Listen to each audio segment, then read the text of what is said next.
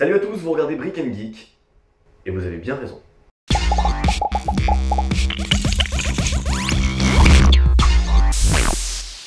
Deuxième épisode consacré aux sorties du Force Friday, la review du jour portera sur le BB-8 de Sphero. Annoncé simplement la veille de sa sortie officielle par le biais d'un trailer plutôt bien foutu, il a eu le mérite de rendre la toile complètement hystérique en l'espace de 24 heures. Ce serait pas ce droïde là qu'on cherche? Pour vous situer un petit peu, BB-8 c'est un tout nouveau droïde créé spécialement pour l'épisode 7 qui a la particularité d'être en forme de boule. Et qui contrairement au sabre laser de Kylo Ren, fait plutôt l'unanimité chez les fans. Aperçu rapidement dans les deux trailers, c'est véritablement à la Star Wars Celebration de juillet dernier, quand l'équipe du film a présenté un modèle de BB-8 fonctionnel et grandeur nature, que tout le monde s'est dit « Ouais, c'est énorme !» Tellement énorme qu'il n'aura pas fallu longtemps à Sphero pour le miniaturiser et le proposer à la vente. Que l'on ouvre la boîte!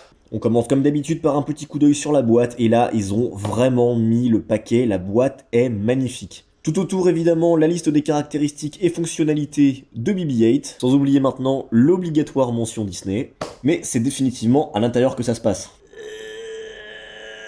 À l'intérieur de la boîte, une deuxième boîte, un petit pont-levis, le logo Sphero. Derrière la carte, on a une espèce de notice de lancement en 4 étapes, ça n'a pas l'air bien compliqué. Et à l'intérieur, le BB-8 et sa base de chargement. Allez papy, place aux jeunes. Une fois BB-8 sorti de son écrin de carton et de mousse, on se retrouve avec 3 pièces. Une base en plastique pour charger le robot, avec la prise pour le câble USB juste derrière, la boule gyrosphère qui est relativement lourde, et évidemment la toute petite tête toute mimi de BB-8 avec un système d'aimant et de roues juste en dessous qui lui permet de tenir sur la boule. Après environ 3 heures de charge pour avoir les batteries bien pleines, il vous faudra télécharger l'application soit sur iOS soit sur Android pour piloter le robot. Sinon, vous n'avez qu'un culbuto Star Wars. Et c'est parti pour l'application.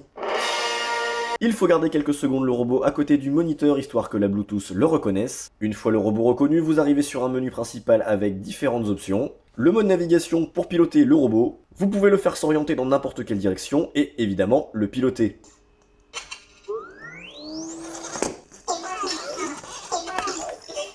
Un sous-menu du mode pilotage permet au robot de s'exprimer avec différents sentiments. Il peut dire oui, et il peut dire non. Et évidemment faire tout un tas d'autres trucs. Je passe volontairement sur le mode message du robot qui n'a pas grand intérêt, et terminerai enfin par le génial mode patrouille qui lui permet de vivre librement sa vie. Vous appuyez sur play et le robot ira gentiment se balader dans votre appartement, vous livrant par là même quelques statistiques comme son parcours, sa vitesse et les éventuels obstacles rencontrés.